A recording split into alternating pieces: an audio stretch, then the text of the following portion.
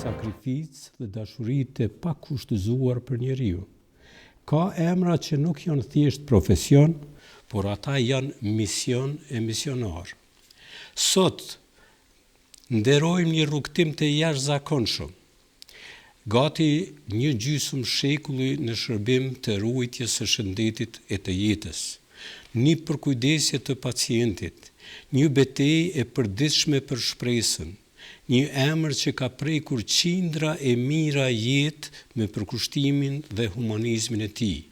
Dr. Ahmet Hoxha, studimet për mjekësi mbaroi në Fakultetin e Mjekësisë në Prishtinë, vazhdoi studimet postdiplomike në Zagreb të Kroacisë, pastaj rikthimin në Prishtinë.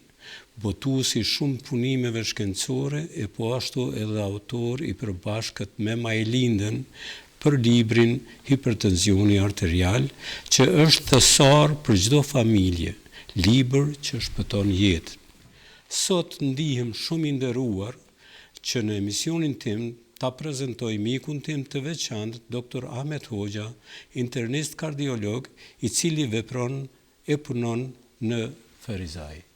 Dr. Ahmet, mirë se erdhe në emisionin tim. Mirë se u gjeta. Sot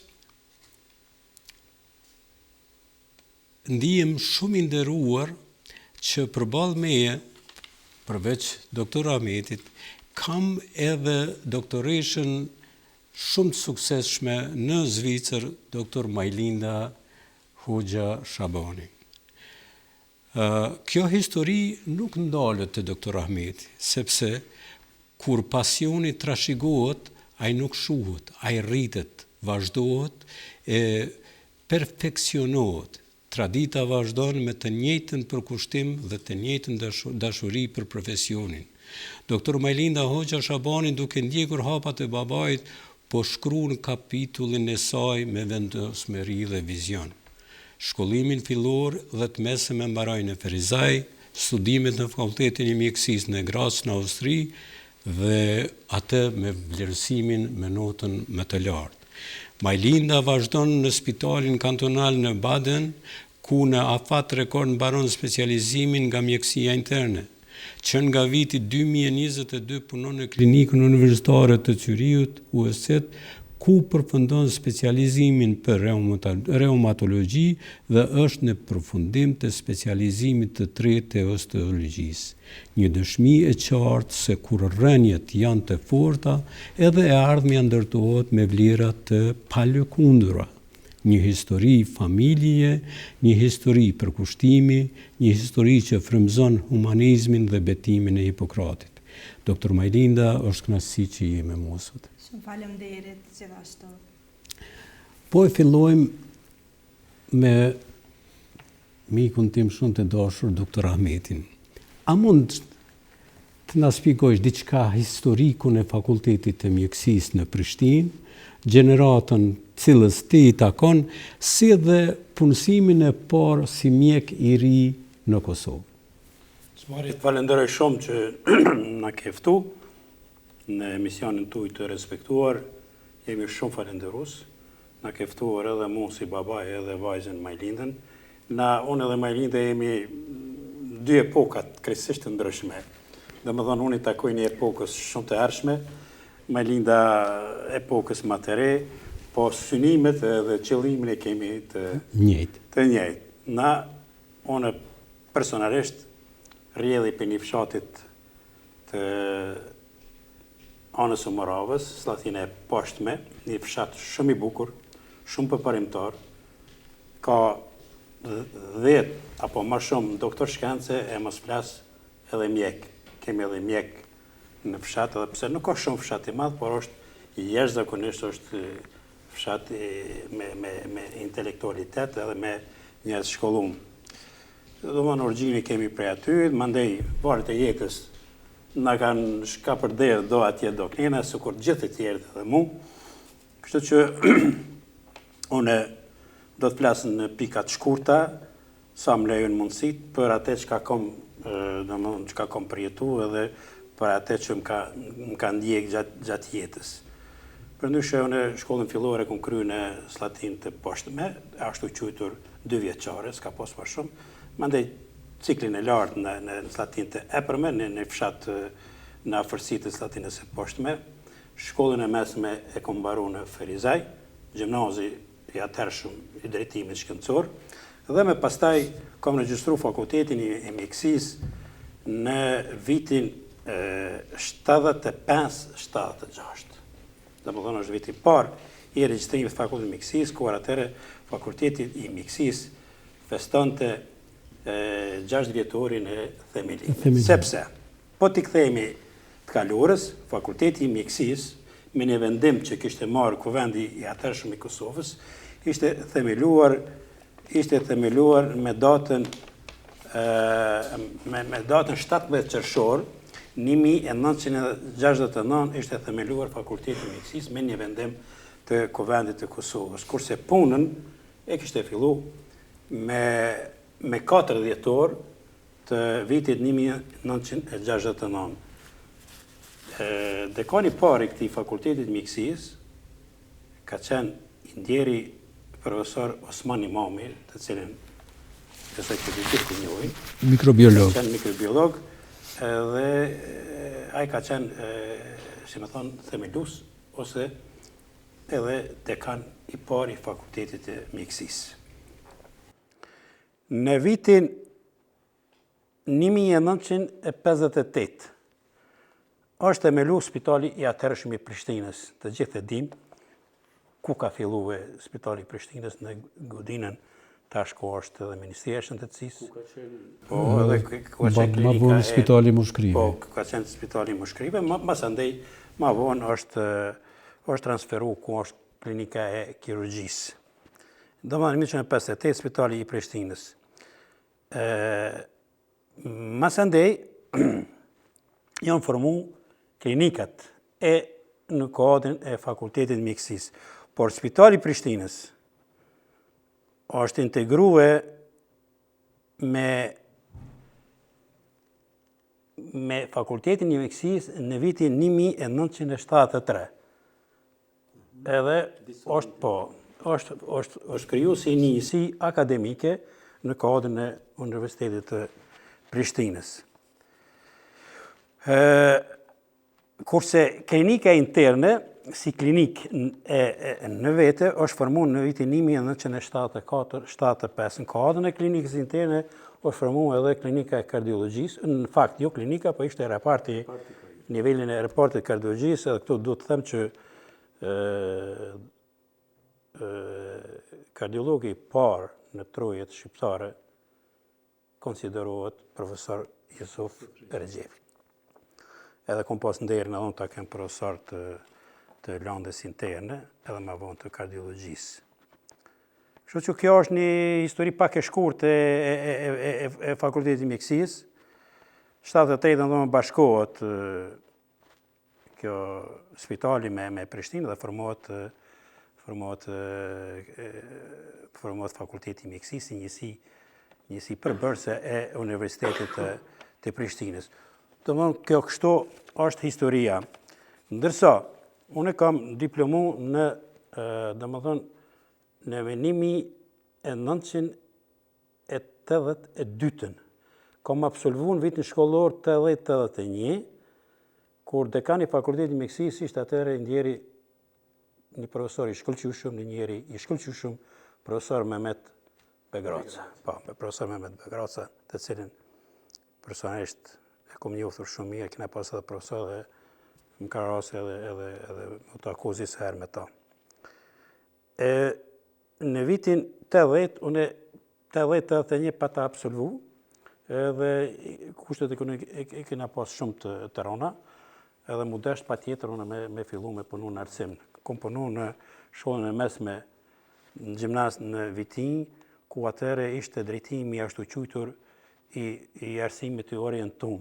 Ku aty kom dhonë në biokimi, gjenetike dhe mikrobiologji, disa lanë të cilat përgjigjeshin për shkak profilit tim. Kurse në mbarova atje një vit, edhe u ktheva përsëri me dhënë provimet që më kishin mbetur të vitit 5, kështu që me 1982 unë kam diplomu në fakultetin e mjekësisë ku në atë kohë dekan e kum pas profesor Mehmet Begrasën.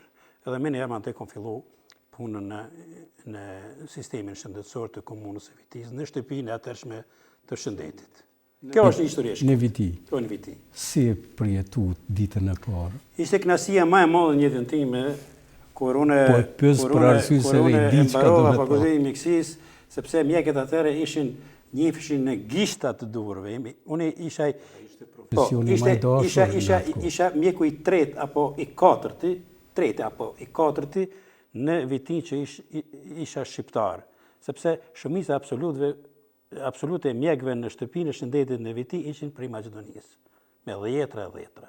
Si mjekët nga Maqedonia vinin çdo ditë? Çdo ditë vinin me shpenzimet e shtëpisë shëndetit. Ata shkojshin i marshin me këmbë, e bëshin transportimin e tyre. Po, në Shkup, i marshin edhe masororët i qëshin për Shkup. Kështu që ishte një shpenzime mramendse edhe plus edhe me benefite, edhe kishte dallime edhe në tarnat, ju paguajk edhe udhëtimi, edhe tereni, edhe shumë gjëra tjera. Po kur fillum na me ushtu numri mjekëve shqiptar, nga dhe gadar fillum na i me ushty këta, edhe nga dhe gadar me u largu edhe po me zaventu atë edhe mandej. Edhe me kursy? Absolut. Edhe me u kursu shqiptar. Edhe me mjeku pacientat tonë, të cilën shumica absolute ishin pacienta shqiptar. Kështu ka shku fillimi, ka qenë një kënaqësi, sepse atëre mjeku ka qenë me të vërtet i privilegjum për arsye tretëmonët që i kishmin në popullat, sepse mjek shqiptar ka pas shumë pak, dhe pacientat fillun me ardhme të madhe, me na vizitu, dhe me një vetën shumë akrenar që ishmi na mjek shqiptar. Unë kur fillova punën në shtëpi shëndetit isha shumë i ri, isha 23-4 vjeçar, s'kum qenë më shumë, edhe isha i dopt për shkak kushteve që i kishmi shumë trona ekonomike. Nuk unë besoj kush që jam doktor, jo. Arshin pacientat aty të dere edhe më thëshin, ku o doktori? Unë isha në vend me doktorit, e më thëshin, ku o doktori? Mosha e re, s'ishin mësu me pa mjek shqiptar, ende, e lypshin doktorin. E më ndej fillova nga dhe gadal më mësu me atë aspekt edhe fillu me rosanet në vend. Po du me thonë që në atë kohë shëndetësia ishte ala në formim e sipër në aspektin edhe profesional edhe medikamentos. Unë e di kena manipulu me një spektër shumë të vogël të barnave, të cilat se s'ka pos. Gama e barnave ka qenë tepër e vogël edhe me ata imi mundu në me ku pacientat. Kështu që kjo ka shku kështu, mas andej fillun specializimin e kum krye në Zagreb, në klinikën e njohur Rebro. Mandej studimet postdiplomike kum krye atje gjithashtu në Zagreb, në klinikën e Rebro. Në 2007 kam magjistrue në lemin e kardiologjisë. 2012 njëm promovu si kardiolog nga Ministria e Shëndetësisë. 2023, në fakt 2024 kam votu një libër shkencor hipertensioni arterial bashkarisht me vajzën time Majlinda Hoxha. Diçka ndoshta edhe harrove të tregosh se të regjistrohesh në fakultetin e mjekësisë në atë kohë ka qenë një sprovë shumë e madhe, sepse të gjithë studentët e Kosovës në afatin e parë konkuronin në fakultetin e mjekësisë. E pastaj ishte konkurenca aq e madhe sa se për më regjistru në fakultetin e mjekësisë duhej të ishin një nxënës i shkëlqyeshëm. A ka qenë ashtu? Ashtu ka qenë se zakonisht nxënësat më të mirë që dalshin prej shkollimit mesëm zakonisht konkuroshin në fakultetin e mjekësisë. Domthon ajo gjeneratat më të mira të mundshme kanë shkuar në fakultetin e mjekësisë. Gjithmonë pranimi në fakultetin e mjekësisë ka qenë sfidë. Sepse pranimet pranuese janë kanë të tilla, janë kanë 3 landë kimi, fizik, biologji, edhe dosh me i mush kriteret për për më pranu? Dëshira ime është që të bisedoj më shumë me gjeneratat e reja tash. Me gjithë zemër. E dyta është se gjeneratat e reja nuk po na përfaqësojnë vetëm brenda territoreve të Kosovës, po kanë dalë mbi çdo kufi tjetër, edhe çka është shumë e rëndësi është se fëmijët tanë, studentët shqiptarë këtu në Zvicër, në shtetet perëndimore, janë duke ja u kaluar çdo nacioni tjetër. Kështu që, Majlinda, zgjedhja juaj në profesionin e mjekut ishte e frymëzuar për punën që bënte babai juaj, doktor Ahmeti, apo ishte një trashëgimi profesionale që e dashuronit edhe ju? Sa ishte ndikimi doktor Ahmetit në zgjedhjen e rrugtimit tuaj? Absolut nuk ka pas ndikim të drejt për drejt që unë ta zgjedh këtë profesion. Profesionin e kam zgjedh që kur isha shumë e vogël, por ndoshta edhe frymëzim ka qenë, gjithsesi nga babai që isha në një anë i frymëzuar nga puna që e bënte, ndihma që ju ofrojke njerëzve me nevojë, me probleme shëndetësore. Ajo ka qenë ndoshta që mu më ka frymëzu edhe nuk ka mendu kur një profesion të dytë. Kjo ka qenë gjithherë problemi im që asnjëherë nuk kam pas profesion dytë ose dëshirë të bëhem diçka tjetër përpos mjeke, edhe fatmirësisht edhe mu realizu dëshira edhe për këtë e kam bë punën me gjithë dëshirë, edhe çdo gjë që e bën me dëshirë e me vullnet, është më e lehtë edhe ka sjell edhe më shumë fryte. Kjo ka qenë edhe dëshira të ju ndihmoj njerëzve, kjo ka qenë kryesorja. E thatë shumë mirë dhe u ktheva pak në retroperspektivë dhe u ktheva nga vetvetja. Mendoj se çdo profesion tjetër nuk do të kisha mujt asnjëherë me arrit, kështu që ma dhat një farë kthimi mbrapa. Çka mendoni? A keni menduar se hapat e juaj do të jenë kaq të vrollshëm edhe të arrini kaq suksese të mëdha në shkencën e mjekësisë? Deri një pikë po, sepse edhe kur isha në shkollë fillore, por dhe të mesme, kam pas ambicie. Dhe më thonë, gjithherë kam paraftyru vetën se ku do t'jem edhe kam punu në atë drejtim. Deri një pikë jo, por gjithsesi fati ndonjëherë nuk është që çdo herë përgjigjet me planet e tua, por edhe në këtë pjesë kam pas fat, dhe më thonë, përpos dëshirës që kam pas edhe fatin, që më ka buzëqesh në këtë drejtim, edhe ky përputhje këtyre dy gjanave është ajo që sjell në atë pikë ku ti dëshiron të shkosh. Edhe çdo gjë tjetër ka qenë diçka që nuk ka mund me paramendu. Edhe po të vje puna drejt e qëllimit, gjithsesi ka ato problemet e veta, sakrificat, mundi, por diçka që dëshiron, ato do të arrish. Kështu ka qenë fokusi jam edhe kështu ka qenë këtë e dua dhe këtë do të arri edhe nuk ka pas dilema tjera. Po kthehemi edhe një herë pak te doktor Ahmeti, sidomos në vitet 80-ta, kur doktor Ahmeti diplomon në vitin 1982.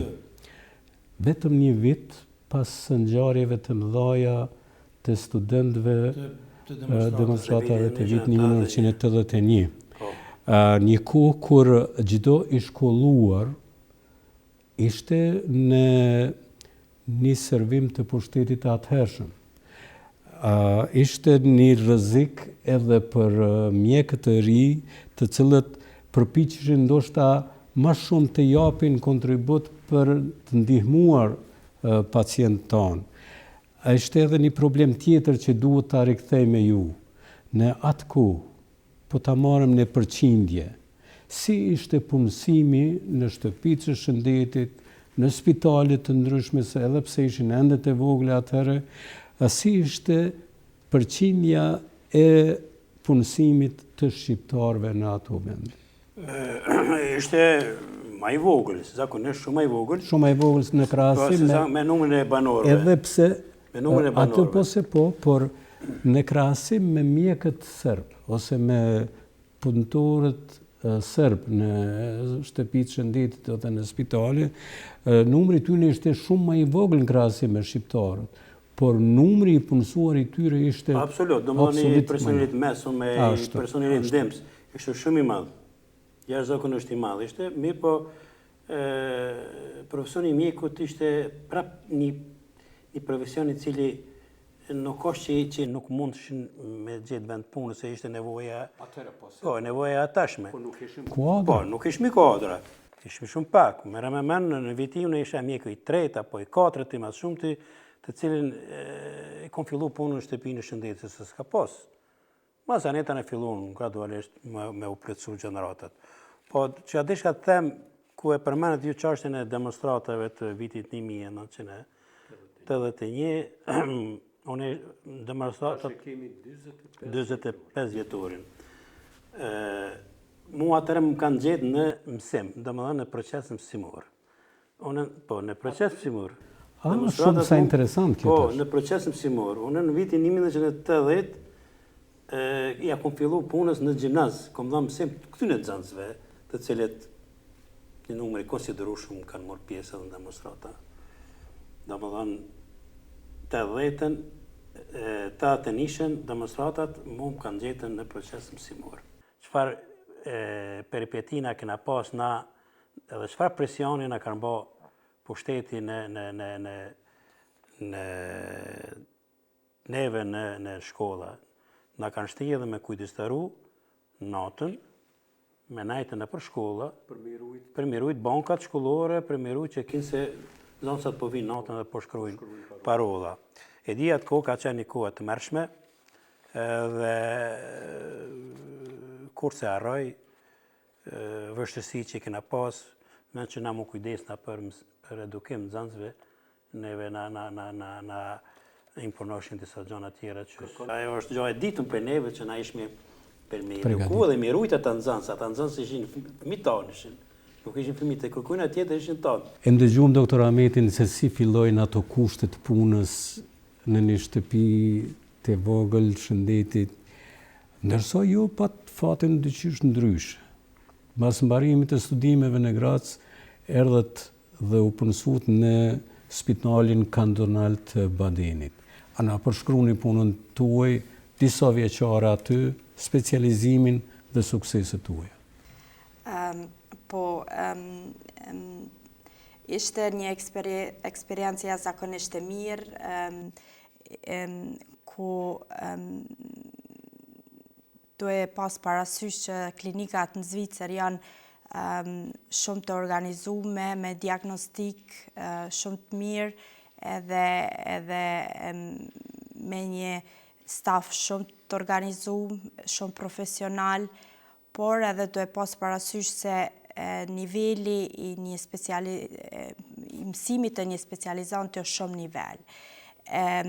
Edhe muj me thonë që ka qenë dita e parë kur kam fillu, ditë sa e bukur, po ashtu edhe stresuse, duhe pas parasysh se çdo herë diçka që nuk e di që qatë pret edhe të krijon një stres, po gjithsesi ishte një ditë shumë e mirë, ku integrova në kuadrin me kolegë, ishte integrimi shumë i mirë, edhe çka më pëlqen, sidomos në sistemin e Zvicrës, është bashkëpunimi me njëri tjetrin. Puna ekipore prej me infermier, por edhe në udhëheqësinë e klinikës apo dhe të repartit, puna ekipore ishte që mu çdo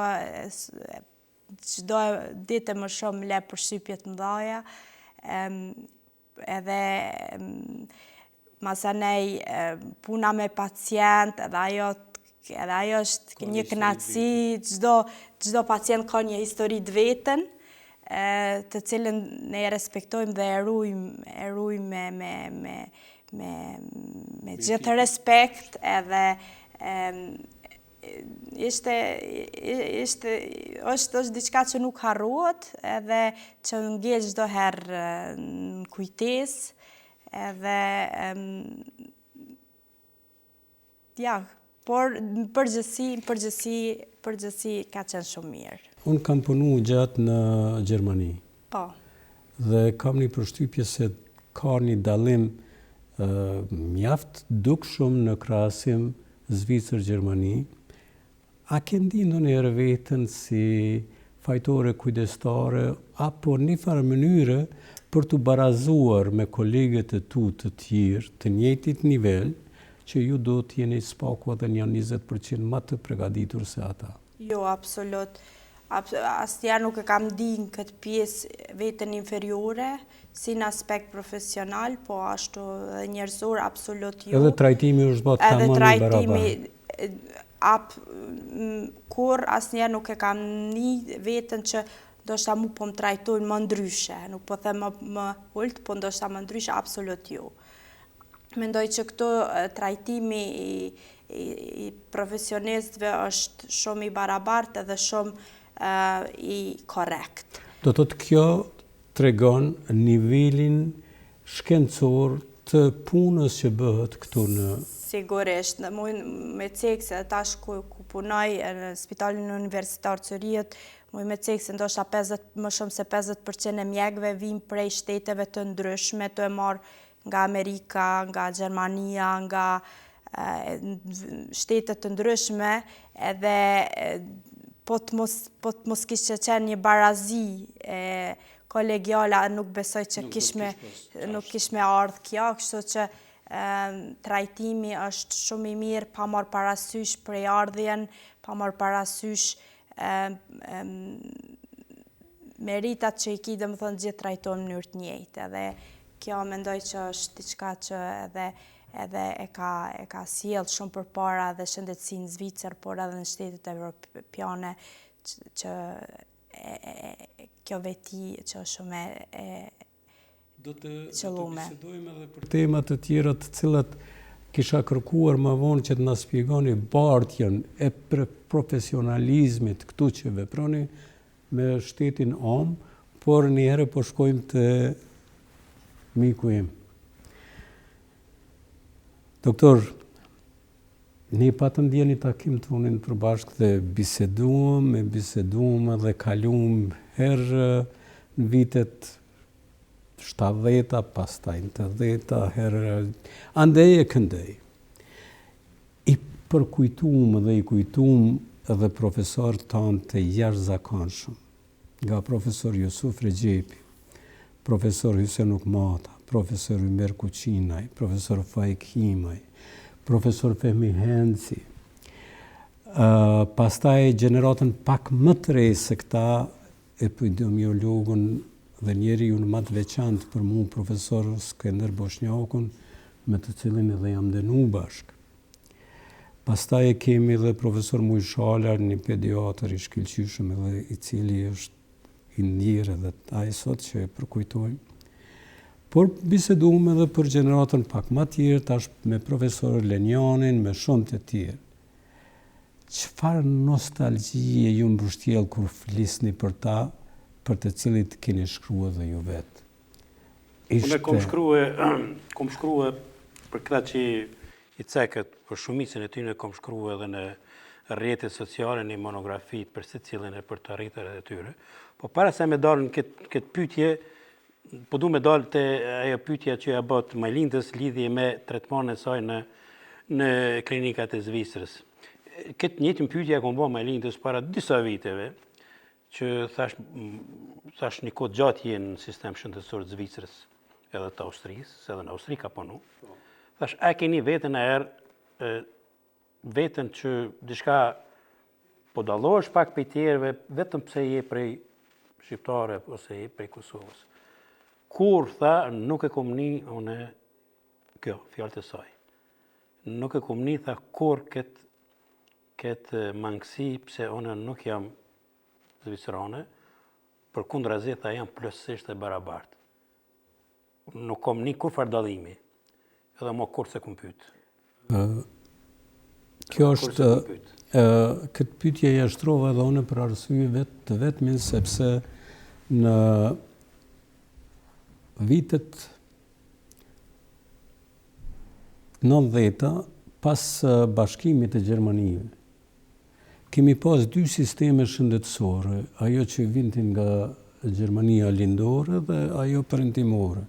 Dhe shumë interesant, mu më ka ra fati që të punoj pikrish në atë periudhë dhe edhe pa e ditë fare, kur ke bisedu me 2-3 kolegë. Pas një bisede shumë të shkurte ke vrejtë se ky njeri, ky kolegë vjen nga pjesa e lindjes. Se një farë mënyre kanë qenë ashtu edhe të edukum. Dhe kanë fillu të bëjnë një farë dallimi profesional. Por, ajo e kanë thonë në shumë raste, e thamë edhe sot, shqiptarët si individ nuk ka askush që ja u kalon. Janë më të suksesshmit se krejt popujt e tjerë të cilët e dini dhe ju shumë mirë që i keni me bollok edhe këtu. Por kryesorja është që të vim në një përfundim se shkenca është shkencë, se mjekësia trajton pacientin pa marrë parasysh se nga cili vend vjen dhe është i padallum, sikur se janë kolegët. Kështu që është vërtet për çdo lavdat ajo çka. Doktoresh, është shumë interesant, po? Ishte me vazhdu që ato që më pytë edhe pak nëse më lejon. Po, patjetër. Për meritin e profesorët të Fakultetit të Mjekësisë, ka një meriti jashtëzakonshme. Nuk muj me dalë për kësaj studio pa i përmend këta njerëz, se këta e kanë kriju Fakultetin e Mjekësisë. Tu fillu prej profesor Osman Imamit, Izedin Osmani, ka qenë Izedin Osmani, ka qenë dekani i dytë i Fakultetit të Mjekësisë. Mandej, Zanel Kabashi, Zanel Kelmendi, Gazmen Shaqiri, Hashim Aloku, ka qenë edhe dekani i Fakultetit të Mjekësisë, po. Mandej, Muharrem Kutlovci, një infektolog i shkëlqyshëm. Musa Haxhiu e arrum, Musa Haxhiu ka qenë koka e fiziologjisë. Koka e fiziologjisë patologjike, a i neve në ka dhënë edhe të njëjtën lëndë. Mandej Kajma Gazideta ishte një infektolog i shkëlqyshëm. Muharrem Kutlovci, Jusuf Dedushaj, ka qenë edhe një dekan i Fakultetit të Mjekësisë. Shumë tjerë që tash për momente nuk më kujtohen krejt. Imer Koçinën, profesor Imer Koçina, Jusuf Rexhepi, Abdullatif Fusha, Jusuf Rexhepi, Imer Koçina, konsideron pleada e parë e kardiologëve në Kosovë. Pleada e parë. Mandej, mas tyne janë edhe të tjerë, Fajkima, Juplana, Masargashe, e shumë të tjerë. Por këta janë ma meritorët për krijimin e klinikës së kardiologjisë, e cila është formuar në vitin, nëse s'gaboj, në vitin 1973. është formuar si klinikë interne, po në kuadrin e klinikës interne tani është formuar reparti i kardiologjisë. Këta do të gjithsesi janë njerëzit më të merituar që e kanë bërë procesin psemor, që kanë dalë kuadrat për tyne edhe sot e kanë mbulu Kosovën mjek prej durve tyne që kanë dalë. Kjo është madhështore. Tash studentët e tyre janë profesorë në universiteti dhe kjo është vërtet. Shumica janë të ndjerë, të jeta o qështu, mirë po kontributi tyne është i jashtëzakonshëm. Sepse ta kemi parasysh një gjë, para tyne, para se me arkta, Fakulteti Mjekësisë, edhe ju e dini jeni kanë pjesë e fakultetit, gjatë fakultetit mjekësisë, na kena pas profesorët për Beogradit, fiziologji, anatomi, biokimi, këto lartë para klinike, shumicën e kena pas, se s'kishmi na kodra. Po dhe literaturën e kemi pas krejt në Qashtu është. Mi po masanet anë fillon kodrat tona me darë nga dal, me kriju kodrat e reja, profesorët fakultetit, masanej deshta ta cek edhe një element tjetër që e arru me kalzu, që në vitet, dikun ka viti, nëse zgaboj, 77, 78, mund është mund korrigju, fillun me arë dhe profesorët e fakultetit mjekësisë të Tiranës. Ishte një numër i konsiderueshëm i tyne, në disa lante të cilit na i kishmi si deficit. Ajo ishte një revolucion për neve. Kujtuat Gojarceg? Gojarceg ishte profesori i histologjisë. Po, a ishte revolucion në mjekësi. Për arsye se me ardhen e tyne fillun me utërjek profesorët e fakultetit të Beogradit. Kishte shumë Gojarcega, Sheqeri Subashën, si dhja të kujtohet, Sheqeri Subashën ishte profesori, nëse zgaboj, i patologjisë, shumë e shumë profesora tjerë. Prandaj, u mbush boshllaku i kodrave të fakultetit mjekësisë me ardhen e profesorëve të Universitetit të Tiranës. Kjo ishte madhështore. Këto duhet dikush kush ka vullnet me bani një monografi edhe saksisht me i cek njerëzve se sa qysh qa kanë thonë, me një vend të caktum, po jo çka për derë, se po duhet të me hinë shumë borime. Kur ne në fakultetin e mjekësisë kemi marrë lajmin se do të vinë profesor nga Shqipëria, nga Tirana, por në Universitetin e Kosovës edhe profesor të degëve tjera, sidomos të gjuhës dhe letërsisë, ku ata kishin ndikimin shumë të madh në të ardhmen e studentëve tonë. Po du me doni edhe njerë që tu, mos a zas shumë. Kur erdhen profesorët e fakultetit të Tiranës, po them sinqerisht, ma shumë e kemi po, kishmi që me po njërin. A din që si po dukut. Kanë shku student në fakultetet tjera, studenti i fakultetit mjekësisë ka shku për me i po profesor, si dukun ata. Shqipërisë, në asë ishmi konë kur Shqipëri. Edhe ishmi, dhe më thonë, të habitën veç t'i shohmi, t'i prekmi. Veç t'i prekmi, ndorë t'i prekmi ata profesora, se sa se shka po spjegojnë. Ma shumë i kena këshu kështu si fizikisht se shka po spjegojnë. Mi po, realiteti është realitet. Sa bukur kjo që na kujtohet kjo kretë. Po, kjo ka ndodhë. Po, i rrëdhekojshmi sukur këta zojtë rrëdh pulës, edhe si lëshojshmi të bisedu. Po, edhe ata, profesorët e Shqipërisë, kanë qenë shumë bashkëpunus me neve. Edhe të pregaditur. Edhe të pregaditur, po edhe bashkëpunus. A i dërgonin ata ma të mirët, apo ishin të gjithë? To, nuk e dimi na. Po se që vendi ishte vërtet? Ishte, absolut. Po, afërsia ishte shumë e madhe me ta. Edhe pse kisha një përshtypje që mos po frigohen nga pak prej pushtete, anena, krena, adin. Mi, po jo, nuk ju në largu ata për neve, kur edhe në bisedat lira, kur si në largu për neve. Që të desha me thonë, se të është edhe kisha arruve me cek këtë element. E sot, nuk e di çka ke pyetje e radhës. Kjo mu me emocionoj. Tash po kthehemi te Majlinda pak. Doktoresh, puna e mjekut dhe karriera e mjekut është ata që e kanë, e dinë dhe provojnë, e dinë që është një ndër punë të rënda dhe të mëdhaja. Por, ju keni specializu mjekësinë interne, pastaj keni specializu reumatologjinë. Tash jeni në përfundim e sipër në specializimin e osteologjisë. Jeni e martuar dhe nën e 3 fëmijëve.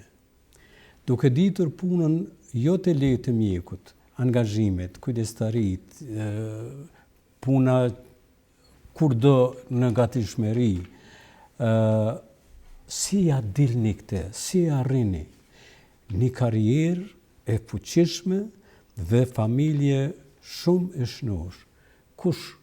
Nga kush keni mbështetjen më të madhe?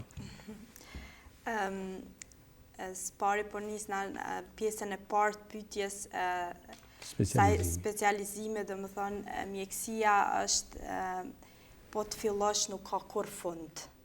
Edhe po të bësh diçka, ta jep vullnetin, bësh edhe diçka radhës, edhe më shumë.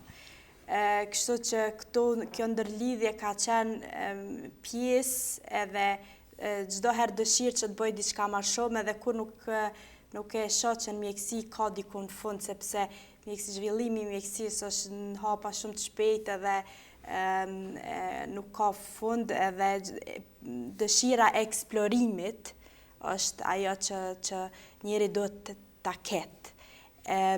Ndërsa në anën tjetër, kjo do sigurisht angazhim shumë të madh, do kohë, do përkushtim, forcë. Familja i do po të gjitha këtu. Por unë mendoj që familja është pjesa kryesore, është pjesa që ajo të jep forcën, që ti përballosh gjitha sfidat, që ti i ki në profesion, por edhe gjatë jetës. Absolut si femër nuk është e lehtë ti përballosh dy sfidat ndryshme njëkohësisht, si familjen ashtu edhe angazhimit në profesion dhe në karrierë. Por personalisht unë, familja ka qenë ajo, kryesorja që mu m'jep forcë, që unë me përballu, po të kisha 100% forcë, familja me jep edhe 100-200%, kështu që jam edhe me fortë. Ti përballoj gjitha dy sfidat njëkohësisht.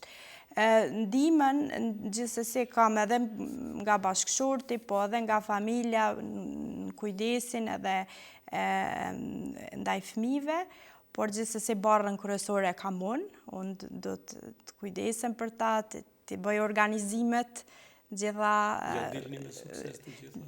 Gjithsesi ja del, çdo gjë që e don ja del, por ata janë fëmijët që mu m'japin forcë, edhe të punoj edhe më shumë si me ta, por edhe në profesion. Në takimin e parë që kishim, sa më kujtohet mua, atëherë ishin në përfundim të specializimit të reumatologjisë. Tash jenë në përfundim të specializimit të osteologjisë. Çka do t'jetë herën tjetër kur takohemi? Shkenca s'ka kuptim. Këtu ndoshta do të pak me të zhgënjy. Sa i përket avancimit tem në lëmitë të mjekësisë, besoj që këtu ka qenë qëllimi im, edhe këtu do ta sigurisht ato trajnimet të ndryshme, ato nuk do t'i ndali, simpoziumet, por sa i përket specializimeve, besoj që do të ndalem. Është koha të ndalem, është koha këtu që i kam bë ti praktikoj në mënyrë të denjur, edhe qëllimi im është që sa më parë ta bëj klinikën time, edhe që gjitha këtu këtë punë edhe këtë arritje që kam ta ofroj pastaj unë si në klinikën time, që do ta në kohën e ofert, do ta udhëheq. Unë e shpjegoj punën profesionistët mjekut është sikurse një lule të cilës nuk e vadit çdo 2-3 ditë, ajo fillon të vyshkët. Edhe mjekësia, nëse nuk angazhohesh gjithnjë me të gjitha të rejat që vijnë, edhe mjekësia e ka atë problem. Por si e shohun në elanin tuaj si profesioniste, është vetëm duke apruar sicilën herë më mirë dhe më shpejt. Një pyetje kam pak si të përbashkët. 2 doktor shkencash, bab dhe bij. Të botoni dhe libër të përbashkët është edhe kjo një diçka që secilin shqiptar kudo do ta inkurajonte dhe do të kënaqej me këtë arritje. Një pyetje të përbashkët për dy doktorët. Doktorin Ahmet Hoxha babaj dhe doktoreshën Majlinda Hoxha Shabani vajza. Ju përveç punës shkencore që keni bërë, ju keni bërë edhe një botimin e një libri shkencor, kjo ka ndodhur pas luftës, hipertensioni arterial. Një libër që ishte nevojë imediate për çdo familje, sepse edhe vetë leximi i këtij libri shpëton jetë, duke ofruar ndihmën e parë në familje për pacientët me shtypje të lartë. Ne fillim po shkojmë te doktor Majlinda. A mund të na shpjegoni për shikuesit tanë edhe me një fjalor pak më të afërt të qytetarit, çka është hipertensioni arterial? Epidemiologjia dhe etiopatogeneza e hipertensionit arterial. Dhe ju çka mendoni që në këtë moment përmes emisionit bashkë me Sali Sefin t'ju shpjegoni qytetarëve tanë se ku dhe çka duhet të kenë kujdes? Hipertensioni arterial është me thonë një presion që krijohet në arteriet të gjakut, në muret e arterieve të gjakut dhe që një presion më i tepërt mund të shkaktojë dhe ka edhe pasoja shëndetësore, të marrë parasysh sepse jo kontrollimi i duhur i presionit të gjakut në murin e arterieve të gjakut është edhe shkaktori kryesor i shumë smundjeve edhe ndikim direkt por edhe indirekt. Specifika ose interesante të presioni i gjakut është sepse në shumicën e kohës është asimptomatik, do më thonë njerëzit nuk e dinë që kanë. Edhe ndoshta detektohet herë të parë kur të matë shtypjen të mjeku apo të di një i afër rastësisht. Edhe kjo ose detektohet atëherë kur vetëm pasojat kanë arrit. Po, kanë arrit, do më thonë, ose ka ardhë të një ishemi ose ka ardhë të një çrregullim edhe ndoshta atëherë është edhe vuan. Për ata, unë ju sugjeroj që do më thonë njerëzve të zakonshëm ta matin shtypjen rregullisht ose atyre sidomos që kanë në familje, që kanë me shtypje të gjakut, do më thonë që kanë predispozicion familjar, edhe sa ma herët të fillojnë me terapi. Do të përveç moshës edhe trashëgimia ka rol. Sigurisht. Si çdo smundje tjetër, edhe kjo ka ndikim të madh edhe familje, do më thonë predispozicioni familjar, por edhe sigurisht ka edhe faktorë të tjerë jo determinus që ndikojnë te rritja e shtypjes së gjakut. Kush ndikon, do më thonë, sindromi metabolik është ai kryesori që ndikon te shtypja e gjakut, pastaj konsumimi i duhanit, diabeti, ndikim indirekt, por edhe musha. Do më thonë, sa me mush ma të madhe zvoglohet elasticiteti i mureve të enëve të gjakut edhe atëherë rritet presioni.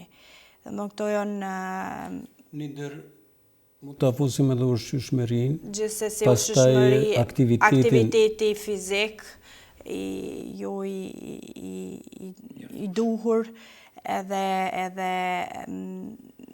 kjo është një zinxhir apo më me thonë një kombinim i shumë faktorëve që ndikojnë në shtypjen e gjakut. Kombinimi i mjekësisë interne dhe reumatologjisë. Gjithsesi janë dy lëmi që kanë shumë ndërlidhje, do e pas parasysh se si interno ashtu edhe reumatologjia mirët me smundjet sistemike. Aty muj me thonë edhe sindromi metabolik, do më thonë edhe kë e rrit incidentin e smundjeve reumatologjike, sidomos shfaqjen e hershme të artrozës ose osteoartritis. E dyta, aktiviteti i pakët fizik ndikon edhe në smundjet, do më thënë në shfaqjen e smundjeve reumatike, obeziteti gjithashtu ka ndikim, masanej edhe në fazat e vonshme, aktiviteti i dopt fizik, zvoglimi i muskujve ndikon edhe në shfaqjen e osteoporozës. Qysh po duket, po na i qet mua dhe doktor Rahmetit qetimi pa ma të lëvizshëm, Gjithsesi, lëvizja, aktiviteti fizik në mos të duhur është gjithherë i mirëseardhur edhe gjithherë i preferojmë edhe ne i preferojmë çdo herë pacientët të lëvizin minimum 30 minuta deri në 60 minuta, nëse nuk kanë smundje shoqëruese kardiovaskulare që nuk kanë drejt lëvizje ma shumë ose me teprim, edhe ushqimi i rregullt, ushqimi i shëndetshëm me fruta, me proteina, me drithëra, zvoglimi i konsumit të alkoholit apo parandalimi dhe i duhanit gjithsesi. Sidomos edhe në kolesterin pak. Doktor Rahmeti pak po lëviz, po mdoket që po thot po du me shtu edhe diçka. Jo, nuk po du me shtu kur gjarë rreth saj, po mendoj se i tha shumicën e asi, po du me dalën të libri, si libër. Ideja e këtij librit ka qenë kur u pensionova para një 4 vite. Se edhe 3 ti pensionojnë në Kosovë? Ashtu dukun qenë 3. Ashtu dukun qenë 3. Okej. Ligjit pensionon. Se kështu fizikisht jo mirë, me shëndet jem shkëlqyshëm. Edhe vazhdon punën e matutje edhe ato në mënyrë shumë profesionale. Më lind ideja, thash si është e mundun një mjek i cili ka punu 40 vjetë, në fakt 42-3 vjetë. Qashtu i vjetë. Për llogari prej tatë të dytës deri 2021, Por edhe në vitin të vetë që ke punu si profesor, ke punu në lëndët e mjekësisë. Profesor kom punu 3 vite, 1 vite në vitin edhe 2 vite në shkollë mesme në Perizaj. Thash si është e mundu, thash një profesionist mjekësor, një mjek i cili ka punu 3-4 vjetë, thash mos më lanë një vepër. Një punë të cilën e ke bo, por me qitë në letër. Edhe më lind ideja. E kom thirë Majlindën në telefon, e kom thënë Majlind tash unë e kom vendos një tekst me bo,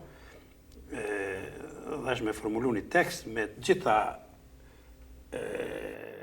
përvojën time, me gjithë përvojën time, edhe me dijen time kuptot, me qitë në letra, thash po du në bashkë me tyje, ti përvojët e tua në klinikën universitare të Qiriut, unë e kam përvojët e mia, pi sintetizojmë bashkë, pi bojmë bashkë edhe pi qesim me një liber.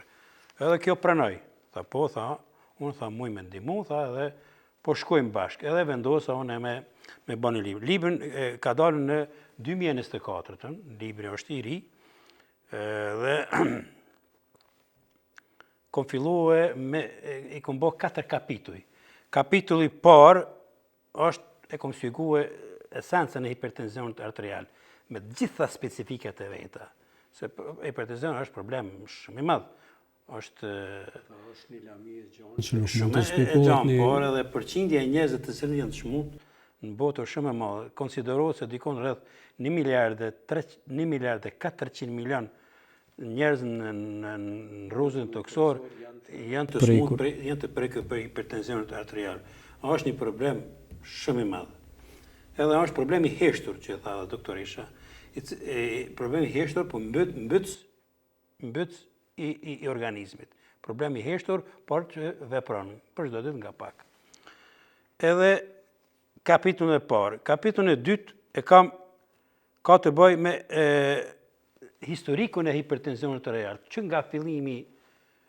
Kam shikuar se keni marrë shumë shembull, sidomos prej Kinës së lashtë para 5000 vitesh. Po ka disa rajone të caktuara në botë që nuk kanë fare hipertension arterial, disa ishuj. Çka ndikon? Që mënyra e jetesës, mënyra tradicionale e jetesës, domethënë aty industrializim nuk ka, mënyra e ushqimit, edhe kuptohet sistemi shëndetësor jo adekuat, sepse sistemi shëndetësor e regjistron njerëzit me hipertension arterial.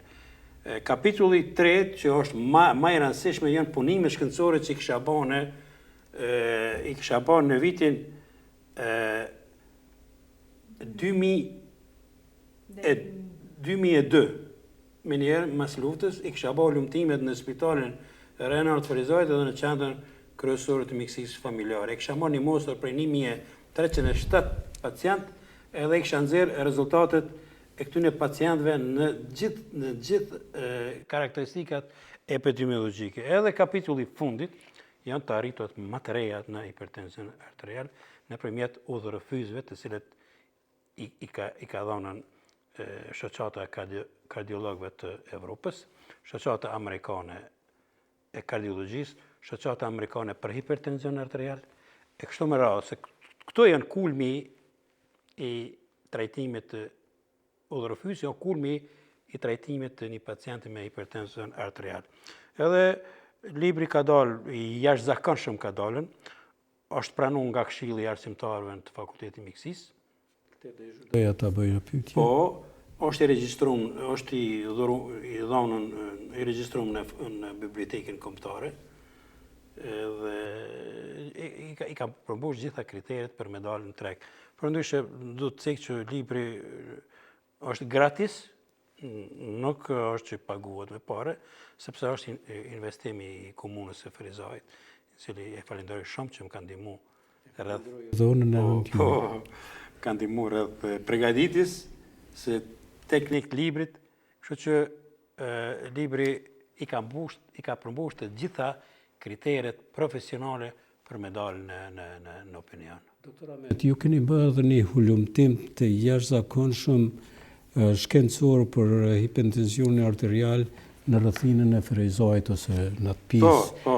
Gjetjet e juaja, keni gjetë diçka çka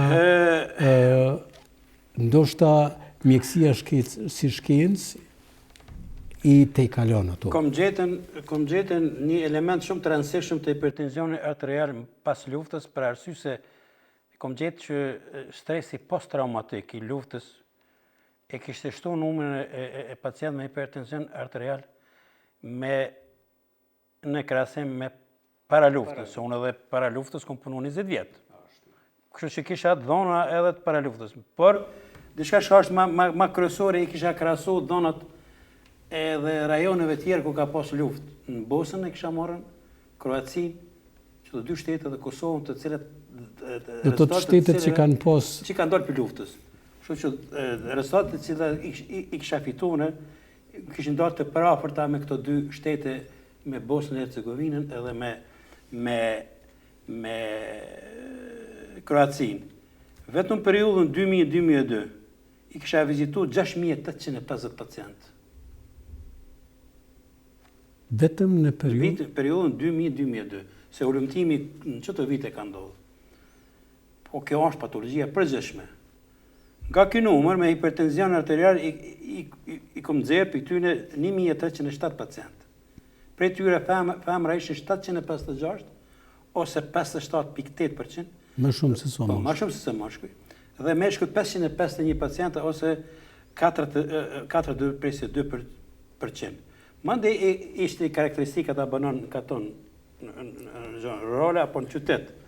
Mandej vendi punës, mandej profesioni, mandej sezonaliteti. Diçka që kam karon në sy, shumë interesant, ishte sezonaliteti i hipertensionit arterial mrena vitit. Çka po ndodh me hipertension mrena vitit. Edhe këto më ka dalë një interesant kur kur prevalenca e hipertenzionit arterial më kishte dalë më e lartë në muajin nëntor, dhjetor dhe shkort. Se sa mas pak të kisha në muajin korrik dhe gusht.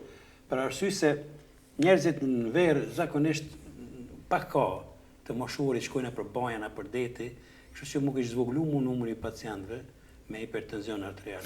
A është edhe se kur është moti pak më i ngrohtë, arteriet janë pak elasticiteti tyre është më i... Është e vërtet kjo, që kur është nxehtë, zakonisht hipertenzioni bjen. Sepse ndjersitja, mandej aktiviteti fizik, mandej natyra e artereve bje. Po ky numri i cili kishte shku në pushime ishte shumë i madh. Jashtëzakonisht i madh. Dhe kishte kriju një imunitet pak sa do kudo. Kishte mbet një mosë e cila ndul mund që i kishte më shumë në këto muajt. Sezonaliteti i hipertensionit arterial. Shumë karakteristika tjera që harron pak një diçka që ndoshta do t'ju kishi preferu pikërisht dhe mesazh për çdo qytetar, por sidomos për pacientët, gripa e kuzhinës. Gripa e kuzhinës është një nga faktorët kryesor të kryesori nuk është, po një nga faktorët kryesor që e ngacmon hipertension arterial. Sepse natriumi, pjesë përbërëse e gripës është natrium kloridi. Natrium kloridi e lidh ujin, e lidh molekulet e ujit. Kur ta lidh ujin, rritet vëllimi intravazal. Kur rritet vëllimi intravazal, normalisht edhe tensioni rritet. Kështu që, kur Nigeria për shembull e marr vendin e parë në botë për konsumimin e gripës, ata shkojnë deri 10 gram mbrana 24 orëve. Limiti është 2 deri 3 gram. Mbrana 24 orëve përdorimi i natrium kloridit ose i gripës. 3 gram. Nëse shkojmë më shumë, atëherë hipertensioni arterial do të ngritet. Domthonë, roli i gripës është shumë i madh në hipertension arterial, ose natrium kloridit. E sa i përket dohanit ku përmend, dohani nuk shkakton hipertension arterial, është faktori pavarur në dëmën që ja bën. Edhe alkooli nuk është që ndikon direkt në hipertension arterial, por në dozat moderume të ashtu quajtur, 20 deri në 30 gram, mund të përdoret si antioksidant që e ka, që rolin e antioksidancit, kështu që mund të përdoret në dozat të moderume edhe të kontrollume. Mi po çështja e gripës, një aktiviteti fizik që përmendet më herët, dislipidemit, gjenetika, si masulumtime që më bën më të mroma, 47% shkaktar të hipertensionit arterial është farmakogenomi ose gjenetika familjare. Në disa familje ka më shumë hipertension, në disa më pak. Kjo nuk kupton që gjenet e kanë futun në mendësi, shkaktarin për hipertension arterial. Është shumë interesant bota e civilizuar, shtetet e zhvilluara, ku modernizimi edhe sidomos tash pas pandemisë së koronës, një pjesë e madhe e punëtorëve tash punojnë nga shtëpia, ku lëvizshmëria e tyre është shumë më e vogël, më zvogëluar se sa më herët. Çka i preferoni këtyre njerëzve dhe si mund ta zvoglojmë shkakun e smundjeve të hipertensionit, sidomos në shtetet e zhvilluara? Sidomos pas pandemisë ka qenë fenomen që shumica kanë punu prej shtëpisë, ato lidh edhe aktiviteti pakt fizik që mujnë ata me pas në kushte shtëpie, gjithsesi edhe stresi, çka ju preferojmë këtyre njerëzve është që ka mundësi edhe të inkuadrojnë, domethënë mjete që në shtëpi që të fitnessit, që të bojnë aktivitet edhe në shtëpi, por gjithsesi edhe ata, edhe nga punëdhënësi, e kanë të parapam që atyre personave t'ju jepet pauza sa më shumë, domethënë pjesë pushimi që edhe ata të lëvizin. Që aktiviteti fizik t'jetë në... Po, edhe që aktiviteti fizik t'jetë i bollshëm. Por këto lidhet edhe kur edhe masanej, edhe u keq ushqyerja që mujnë me pas në shtëpi, socialet e vogla kontakte me njerëz tjerë, edhe kjo ka ndikim, ndoshta edhe kjo ka ndikim negativ në kvalitetin e jetës. Kjo është edhe e saktë, por jemi ka fundi emisionit. Kësha dashur nëse të kam mbet diçka që don ta shtosh, lirisht mund ta bësh, por në fund kisha dashur ta kem një porosi për bashkëtëtar dhe për televizionin Syrit që t'ju japsh një mesazh se si duhet të ruhet shëndeti i njeriu. Është shumë, domethënë, qasja është shumë multidisciplinare, multifaktoriale, qasja e mjekimit hipertensionit arterial, po du të mundohur në pikat shkurta. Hipertensioni arterial është mundje moderne, domethënë, po shifet se ku ka shku numri i të smundëve. Po një fat i madh është shumë i madh që mjekimi i hipertensionit arterial në fazat më të reja është shumë i suksesshëm, veç më varet prej njeriut. Prej disiplinës? Disiplinës. Janë dalë punime shkencore të cilat kanë tregu nëse pacienti respekton rregullat e mjekimit, komplet rregullat e mjekimit të hipertensionit arterial, në kuptim të diagnostifikimit, në kuptim të aktivitetit fizik, në kuptim të faktorëve të riskut, po dhe në kuptim të mjekimit, 70% të rasteve ulet vdekshmëria e smundjeve cerebrovaskulare, kardiovaskulare, smundjeve të syrit, smundjeve periferike, edhe të veshkeve. Vetëm duhet me respektu rregullat e mjekimit të hipertensionit arterial. Do thotë si pikë të parë kërkoni disiplinë, pastaj diagnostifikim të rregullt, kontrollat të rregullt. Disiplinë e marrjes së banave, rregullimit peshë trupore, rregullimi i ushqimit, menaxhimi i stresit, shumë rëndësi, menaxhimi i stresit. Sa janë të informuar pacientët në Kosovë? Jo bashkëball. Jo bashkëball, si jam i kënaqur me informacion. Këtu po du me dalë një pyetje shumë interesante.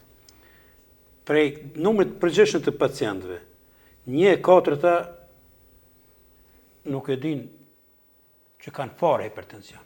Do të kanë ardhur për diçka kritik. Absolut. 1/4 e din, po nuk mjekojnë. Nuk mjekojnë. Qereku i tretë, si me quajnë 1/4 e tyne, e din që kanë tension, po keq mjekojnë. Mjekojnë në mënyrë shok mas shok e ka marrë filoni një tablet për marrë. Kurse numri këtë përgjithshëm tyne vetëm 1/4 mjekohet në mënyrë adekuate që i përgjigjet atij shifrës, asaj shifre që thash 70% të rasteve me respektu rregullat zvogëlohet vdekshmëria e njerit. Ktu është ajo esenca e hipertensionit arterial. Për hipertension arterial janë shkruar bibliotekat tona, kanë shkruar libra dhe është proces i pandashëm, nuk janë ardhur rrëmtimet, ende nuk është vënë pikë në problemin e hipertensionit arterial, për arsye se natyra e smundjes është shumë kronike, është e qetë, por pasojat janë shumë të mëdha. Majlind. Besoj që gjitha pikat i ceki, edhe për anës tem, dhe më thonë kontrollat të ndjekin rregullisht, minimum ato vjetore, që është e parapara edhe është prej Ministrisë së Shëndetësisë. E dytat, tash kemi mundësit të mëdha të mjekimit, domethënë ka të jenë të marrin mjekimin e sa ma herët, edhe duhur, edhe rregullisht të ndjekin domethënë preferencat që ja jep mjeku tyne. Dhe gjithsesi ndoshta edhe të lexojnë librin ton, sepse këtu janë gjithë informacionet e nevojshme që nuk është vetëm për profesionist, por edhe për ata pacientë dhe për ata të prekur, i kanë gjithë informacionet e nevojshme, që më shumë ta kuptojnë se si vjen deri te smundja, te çrregullimi, por edhe informacionet pozitive që ka mundësi trajtimi, edhe kjo kishte me qenë. Edhe në fillim të emisionit, për shikuesit e televizionit Syri dhe për gjithë qytetarët, e thash se ky libër, Hipertensioni arterial, i doktor Ahmet Hoxhës dhe i doktoreshës Majlinda Hoxha Shabani, janë një shpëtim jete për çdo familje dhe duhet të jetë në bibliotekën e secilës familje, pa marrë parasysh kush janë ata, sepse vetëm edhe shikimi i disa titujve, disa kapitujve që i kanë dhënë doktor Ahmeti, ndihmojnë që ata të ikin sidomos sulmeve në sistemin hipertenzion dhe të shpëtojnë edhe sulmeve kardiake. Andaj, i preferoj, libri është pa pagesë, mund të merret edhe në Kosovë, të gjenet edhe në biblioteka tjera në Kosovë, në gjitha bibliotekat, që të pajisen me librin dhe ju kisha lutë. T'ja kushtoni 20 minuta nditjet edhe ta lexoni, sepse nuk mjafton vetëm edhe ta keni, por edhe ta lexoni diçka. Miq të dashur, ky ishte emisioni i sotëm, me të cilin edhe u emocionova edhe me të cilin u ktheva në vite mbrapa. Ishte kënaqësi për mua dhe është kënaqësi për televizionin Syri që të kemi mysafir të tillë, e sidomos kur të kombinohen dy shkencëtar, babë dhe bij. Shihemi në emisionet tjera të radhës. Ju falenderojmë dhe miropafshim. Faleminderit shumë nga ju. Faleminderit. Shumë faleminderit. Ishte kënaqësi. Pafshimje të mira. Faleminderit.